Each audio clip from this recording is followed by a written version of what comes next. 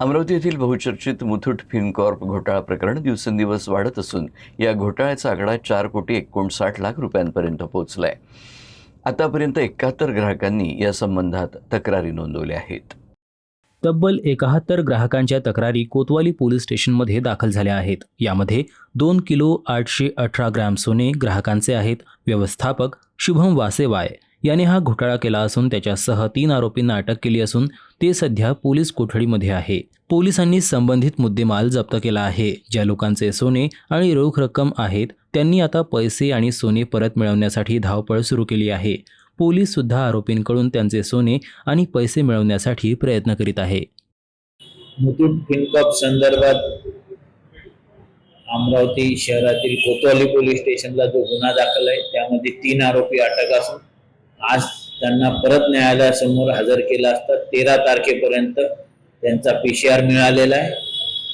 त्यांनी ज्या काही रकमेचा अपहार केला त्या रकमा आणि त्याबाबतचं दस्तावेज आणि मालमत्ता हे शोधण्याची मोहीम चालू आहे आणि पोलिसांचा तपास हा जास्तीत जास्त मालमत्ता जप्त करणे, दस्तावेज जप्त करणे या ॲक्शनवर चालू राहणार आहे। तंत्रज्ञानाच्या वेगाने बदलणाऱ्या युगात विद्यार्थ्यांच्या सर्वांगीण विकासासाठी आणि त्यांना भविष्यातील स्पर्धात्मक युगासाठी सज्ज करण्यासाठी अमरावती विद्यापीठाने एक महत्त्वपूर्ण आणि दूरगामी निर्णय घेतला आहे। विद्यापीठांतर्गत येणाऱ्या सर्व महाविद्यालयांमध्ये पदवी स्तरावरील 5व्या सत्रात फाउंडेशन ऑफ आर्टिफिशियल इंटेलिजन्स हा विषय अनिवार्य करण्यात आला आहे। विशेष म्हणजे हा क्रांतिकारी निर्णय घेणारं अमरावती विद्यापीठ हे महाराष्ट्रातलं पहिलं विद्यापीठ ठरलं आहे। या विषयाच्या अभ्यासक्रमामुळे विद्यार्थ्यांच्या तांत्रिक ज्ञानात मोठी भर पडणार असून ते पदवी स्तरावर असतानाच आर्टिफिशियल इंटेलिजन्स सारख्या आधुनिक तंत्रज्ञानात सहज पारंगत होतील। या विषयाची परीक्षा महाविद्यालयीन स्तरावर घेतली जाईल। महाविद्यालयाकडून परीक्षा झाल्यानंतर या विषयाचे गुणांकन व ग्रेड्स विद्यापीठाकडे पाठवले जातील। त्यानंतर विद्यार्थ्यांच्या अंतिम गुणपत्रिकेत या विषयाची ग्रेड समाविष्ट केली जाणार आहे। यामुळे विद्यार्थ्यांच्या गुणपत्रिकेला एक अतिरिक्त व्यावसायिक महत्त्व प्राप्त होईल। विद्यापीठाच्या या निर्णयामुळे उच्च शिक्षणात आधुनिकतेची जोड मिळाली असून विद्यार्थ्यांच्या करिअरला नवी दिशा मिळण्यास मदत होणार आहे। विद्यापीठानं घेतलेल्या या स्तुत्य निर्णयाचं सर्वत्र स्वागत होत असून सर्व संबंधित महाविद्यालयांनी या उपक्रमाच्या प्रभावी अंमलबजावणीसाठी तातडीनं पुढाकार घ्यावा असं आवाहन विद्यापीठातर्फे करण्यात येत आहे। पावसाळ्यात चिखलदऱ्याचं सौंदर्य खुलून येतं। यातच नुकत्याच झालेल्या पावसानं चिखलदऱ्यात धुक्याची चादर पसरली असून अक्षरशः स्वर्ग अवतरल्याचं वातावरण तयार झालंय। रिमझिम पाऊस, अंगाला झोंबणारा गार वारा आणि धुक्यानं पूर्णपणे वेढलेले डोंगर अशा नयनरम्य दृश्यानं पर्यटकांची चिखलदऱ्यात गर्दी होत आहे।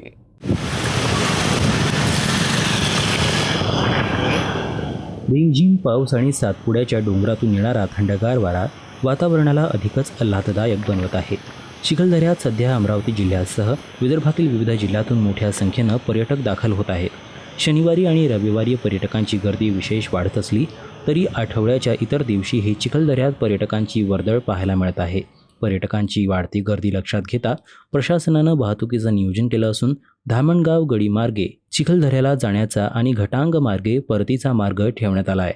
आता पावसाळा असल्यानं चिखलदऱ्याचं वातावरण अतिशय मनमोहक झालं आहे। निसर्गाच्या कुशीत वसलेला विदर्भाचा स्वर्ग चिखलदरा हे केवळ थंड हवेचं ठिकाण नाही तर विदर्भाच्या पर्यटन विश्वातील एक महत्त्वाचं आकर्षण आहे। पावसाळ्यात मात्र चिखलदऱ्याला निसर्ग वेगळंच रूप देतो। हिरवाईने नटलेले डोंगर, खोलदरी, धबधबे, रिमझिम पाऊस, गार वारा आणि त्यावर पसरलेली धुक्यांची पांढरी चादर या सगळ्यांचा संगम सध्या चिखलदऱ्यात अनुभवायला मिळतोय। सातपुड्यांच्या कुशीत पर्यटनाची मजा घेण्यासाठी येणारे पर्यटक सध्या धुक्यात स्वतःला हरवून घेण्यात रमले आहेत।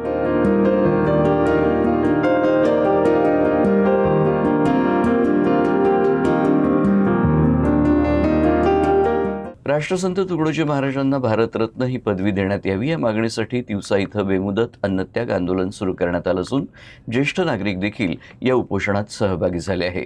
उपोषणाच्या 4थ्या दिवशी उपोषणकर्त्यांची प्रकृती बिघडली, त्यामुळे नागरिकांमध्ये तीव्र नाराजी पसरत आहे।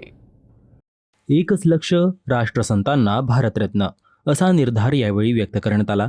तुकडोजी महाराज यांना भारतरत्न देण्याची घोषणा होईपर्यंत आंदोलन मागे घेणार नसल्याचा इशारा आंदोलकांनी दिला। यावेळी ज्येष्ठ नागरिकांनी देखील या आंदोलनाला पाठिंबा देत सहभाग दर्शवला। दुसरीकडे उपोषणस्थळी तुकडोजी महाराजांचे भजन आणि सामुदायिक प्रार्थना करून प्रशासनाचे लक्ष वेधले जात आहे। यावेळी मुकुंद पुनसे, जयकुमार बोके, रमेशराव बोके, हैबतराव गडगे, शफीक शहा, मनोहरराव साबळे व जगनराव साबळे उपोषणाला बसले आहेत। वंदनीय राष्ट्रसंत तुकडोजी महाराजांना महाराजांनी वेळोवेळी शब्दात त्यांची प्रार्थना केली, मी मनात ध्यान केलं, ध्यान प्रार्थना रोज दररोज करतो म्हणून माझ्या मनात मी ते ठसले आणि त्यांचे विचार माझ्या मनात चांगलेच पटले। म्हणून मला असं वाटतं की महाराजांना भारतरत्न पुरस्कार मिळालाच पाहिजे, कारण त्यांचं इतकं कर्तव्यशील आहे आणि एवढं लिखाण मोठं आहे, ग्रामगीता लिहिली आहे। इतके राष्ट्रसंतांना माझं प्रेम बसलं, या माणसासारखा भारतात होणार नाही आणि या संत आस्पर्ध झाला नाही आणि होणार नाही। तर त्याच्यामुळं मी त्याची प्रवचन करणं, ग्रामगीतेवर भाषणं देणं, सकाळ संध्याकाळ ध्यान प्रार्थनेचे महिला मेळावे घेणं, हे काम करायला सुरुवात केली आणि मुलांना सुद्धा हे सांगितलं की या संताशिवाय दुसरं कोणी आता होणार नाही आणि या संताला सोडू नका। हे तत्वज्ञान आपल्या ग्रामगीतेचं सांगा आणि महाराजांना ऐकलेलं ते सांगा। अमरावती जिल्ह्यातील वणोजाबाग येथील भटक्या विमुक्त जाती जमाती प्रवर्गातील नागेश जाधव यांच्या वडिलोपार्जित घरावर जेसीबी चालवून ते पाडण्यात आल्याचा आरोप करण्यात आलाय। या घटनेला 2 महिने उलटूनही संबंधितांवर कोणतीही कारवाई न झाल्यानं जाधव कुटुंबियांनी आंदोलनाला सुरुवात केली आहे। या घटनेला 2 महिने उलटूनही अनिल गायगोले, उमेश पातोंड या संबंधित दोषींवर कुठलीही कारवाई झाली नसल्यानं जाधव कुटुंबियांनी न्यायासाठी आंदोलनाचा मार्ग स्वीकारला आहे। नागेश जाधव व रेणुका जाधव हे पती पत्नी मंगळवारपासून जिल्हाधिकारी कार्यालय अमरावती इथे आमरण उपोषणाला बसले आहेत। घर पाडणाऱ्या संबंधितांवर कायदेशीर कारवाई करावी तसेच कुटुंबाला न्याय मिळावा अशी त्यांची प्रमुख मागणी आहे। ही केवळ एका कुटुंबाची समस्या नसून भटक्या विमुक्त समाजाच्या हक्कांचा आणि न्यायाचा प्रश्न असल्याचं आंदोलनकर्त्यांचं म्हणणं आहे। जाधव कुटुंबियांच्या समर्थनार्थ नाथ जोगी समाज बांधवांनी मोठ्या संख्येनं उपस्थित राहून आंदोलनाला पाठिंबा दिला। माझं घर हे दिनांक 25/5/2026 रोजी मला गावात आल्यानंतर पाडले असते दिसलं। माझं घर हे वडिलोपार्जित घर होतं। आज माझी त्या गावाने 4थी पिढी आहे आणि हे पूर्ण जेसीबी सहाय्याने गावातील अनिल उत्तम गायगोले आणि निलेश रामदास पातोंड यांनी माझं घर पूर्ण जमीनदोस्त केलं आणि आम्हाला बेघर केलेलं आहे। आता आमचा परिवार पूर्ण हा बेघर असून आम्हाला राहायला जागाने आणि याच्यामध्ये जे घर पाडण्यामध्ये जे संबंधित आरोपी आहेत यांच्यावरती कारवाई व्हायला पाहिजे आणि आम्हाला आमचं घर पुन्हा बांधून दिलं जावं। अमरावती शहरातील बेशिस्त वाहतुकीचा प्रश्न गेल्या अनेक महिन्यांपासून ऐरणीवर आलाय। याच पार्श्वभूमीवर पोलीस आयुक्त राकेश ओला यांनी इरविन चौकात अचानक सरप्राईज व्हिजिट करत वाहतुकीचा आढावा घेतला। गेल्या अनेक महिन्यांपासून अमरावती शहरातील बेशिस्त वाहतुकीवर प्रश्न उपस्थित करण्यात येत होते। याच निमित्तानं अमरावती शहर पोलीस आयुक्त राकेश ओला यांनी अमरावती शहरातील इरविन चौकात सरप्राईज व्हिजिट करून वाहतुकीचा आढावा घेतला। या ठिकाणी रॉंग साईड आणि वाहतूक नियमांचं उल्लंघन करणाऱ्या वाहनधारकांवर दंडात्मक कारवाई करण्यात आली।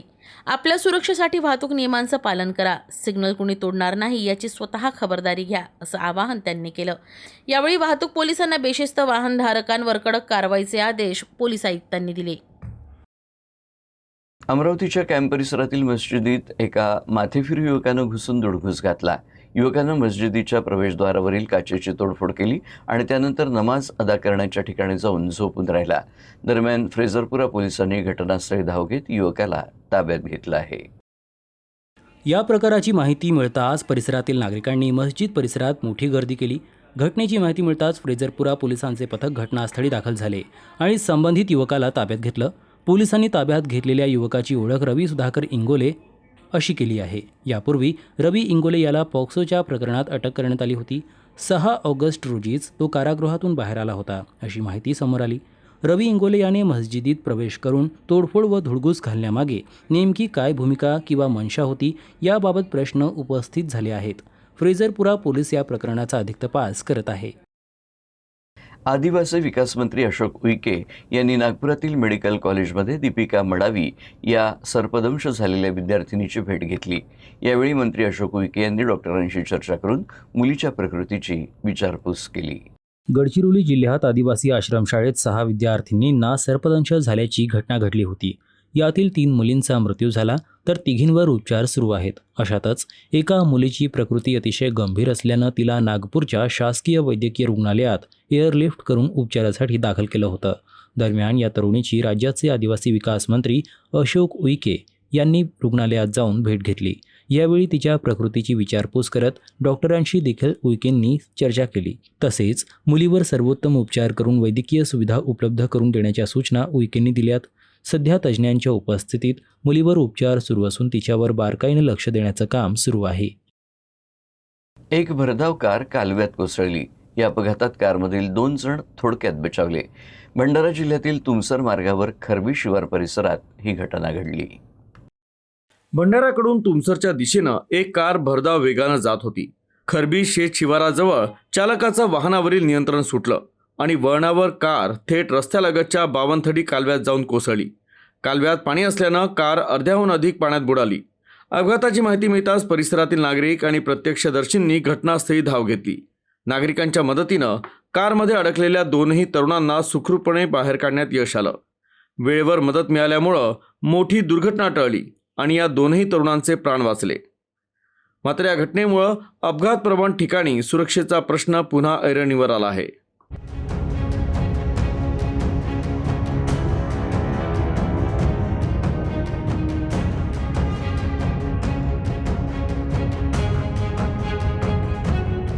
तब्बल 64 खेड्यांना पाणीपुरवठा करणाऱ्या अकोल्यातील मुख्य जलवाहिनी फुटल्यानं लाखो लिटर शुद्ध पाण्याचा अपव्यय झालाय. अकोल्यातील दहेगाव गावंडे गावाजवळ ही जलवाहिनी फुटली असून रस्त्याच्या कामादरम्यान खोदकाम करताना ही जलवाहिनी फुटली.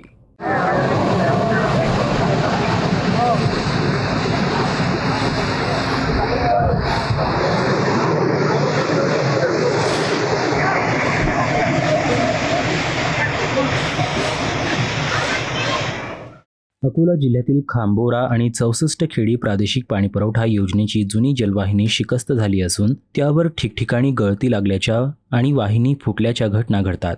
या योजनेच्या पुनरुज्जीवनासाठी आणि दुरुस्तीसाठी जिल्हा परिषद पातळीवर प्रस्ताव मंजूर करण्यात आले आहेत. मात्र अद्यापही जलवाहिनी बदलण्यात आली नाही. आधीच जिल्ह्यात पावसाचे अत्यल्प प्रमाण असून काटेपूर्णा प्रकल्पात केवळ 25% पाणी शिल्लक आहे. त्यात अशा प्रकारे जलवाहिनी फुटल्यानं लाखो लिटर शुद्ध पाणी वाया जात आहे. याकडे लक्ष देण्याची मागणी होत आहे.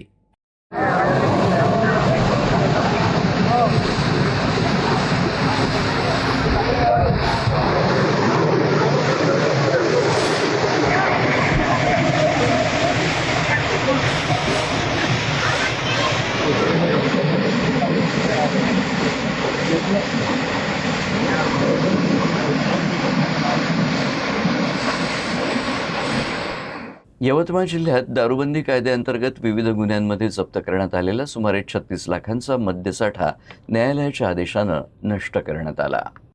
यवतमाळ जिल्ह्यातील अवधूतवाडी पोलीस ठाण्यात दाखल असलेल्या दारूबंदी कायद्याच्या 37 विविध गुन्ह्यांमध्ये जप्त करण्यात आलेला सुमारे 36,07,008 रुपयांचा मद्यसाठा न्यायालयाच्या आदेशानं नष्ट करण्यात आला. अवधूतवाडी पोलीस ठाण्याच्या हद्दीत विविध दारूबंदीच्या गुन्ह्यांमध्ये अनेक वर्षापासून जप्त मद्यसाठा पडून होता. संबंधित प्रकरणांमध्ये न्यायालयाकडून जप्त मुद्देमाल नष्ट करण्याचे आदेश देण्यात आल्यानंतर राज्य उत्पादन शुल्क विभागाच्या माध्यमातून कारवाईची प्रक्रिया राबविण्यात आली. न्यायालयाच्या आदेशानुसार एकूण 37 गुन्ह्यातील सुमारे 40,000 दारूच्या बाटल्या नष्ट करण्यात आल्या. यामध्ये देशी दारूच्या 41,079 बाटल्या, विदेशी दारूच्या 35,692 बाटल्या तसेच इतर मद्यसाठ्याचा समावेश होता. जप्त केलेला मुद्देमाल राज्य उत्पादन शुल्क विभागाच्या माध्यमातून नष्ट करण्यात आला. या दरम्यान विविध विभागातील अधिकारी उपस्थित होते. एका भरधाव ट्रकनं कारला पाठीमागून जोरदार धडक दिली. धडकेनंतर ही कार तब्बल 3 वेळा उलटली आणि सुदैवानं सरळ स्थितीत पुन्हा उभी राहिली. त्यामुळे कारमधील 5 जण सुखरूप बचावले. या कारमध्ये यवतमाळ जिल्ह्यातील महागावचे नगरसेवक शैलेश कोपरगावकर हे देखील उपस्थित होते. यवतमाळ जिल्ह्यातील उमरखेड बायपास मार्गावर हा अपघात घडला असून या अपघाताचं CCTV फुटेज चांगलंच व्हायरल होत आहे. पोलिसांकडून मिळालेल्या माहितीनुसार नगरसेवक शैलेश कोपरकर हे स्वतः कार चालवत सकाळी महागाववरून उमरखेडकडे निघाले होते. त्यांच्यासोबत आणखी 4 जण होते. उमरखेड बायपासवरील तुळशी हॉटेलजवळ कार आली असता पाठीमागून भरधाव वेगानं आलेल्या ट्रकने कारला जोरदार धडक दिली. धडकेनंतर कार 3 वेळा उलटली, मात्र सुदैवानं कार रस्त्यावर सरळ उभी राहिली. कारमधील 5ही जण तत्काळ बाहेर पडले. अपघातानंतर उपस्थितांपैकी काही जणांनी रस्त्याने जाणाऱ्या एका दुचाकीस्वाराच्या मदतीने धडक देऊन पसार झालेल्या ट्रकचा पाठलाग केला. दरम्यान उमरखेड पोलिसांना घटनेची माहिती देण्यात आली. माहिती मिळताच पोलिसांनी घटनास्थळी धाव घेत पंचनामा केला. त्यानंतर कारमधील सर्वांना उमरखेड येथील शासकीय रुग्णालयात नेऊन तपासणी करण्यात आली. पोलिसांनी ट्रक ताब्यात घेतला असून चालक योगेश जामकर विरुद्ध गुन्हा दाखल करण्यात आला आहे. मात्र या अपघातातील CCTV फुटेज चांगलेच व्हायरल होत आहेत.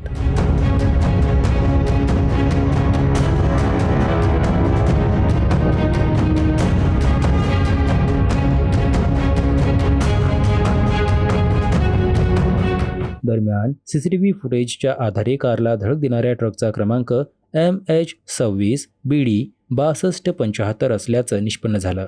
भरधाव ट्रकच्या धडकेनंतर कारने 3 पलट्या घेतल्या. एवढ्या भीषण अपघातानंतरही कारमधील 5ही जण सुखरूप बचावले. त्यामुळं देव तारी त्याला कोण मारी या म्हणीचा प्रत्यय आल्याची चर्चा घटनास्थळी होती. वाळू उपसा आणि वाहतुकीबाबत कारवाई न करण्यासाठी आणि गुन्हा दाखल न करण्यासाठी 20,000 रुपयांची लाच स्वीकारताना वनपालासह 2 वनरक्षक ACBच्या जाळ्यात अडकले आहेत. गोंदिया जिल्ह्यातील परसटोला इथं ही कारवाई करण्यात आली. वनपाल रमी पचारे, वनरक्षक निलोत्पल शिकारे आणि वनरक्षक चिंटू मंगलसिंग परिहार अशी लाचखोर वनकर्मचाऱ्यांची नावे आहेत. मिळालेल्या माहितीनुसार फिर्यादीच्या घराचे बांधकाम सुरू असून मार्च 2026मध्ये घरासाठी लागणारी वाळू गावाशेजारील नाल्यातून आणत असताना यातील वनपाल पचारे यांनी तक्रारदार यांचा ट्रॅक्टर पकडला. दरम्यान तुझ्यावर वाळू उपसा व वाहतुकीबाबत कारवाई करतो असं सांगून कारवाई न करण्यासाठी 25,000 रुपयांची मागणी केली.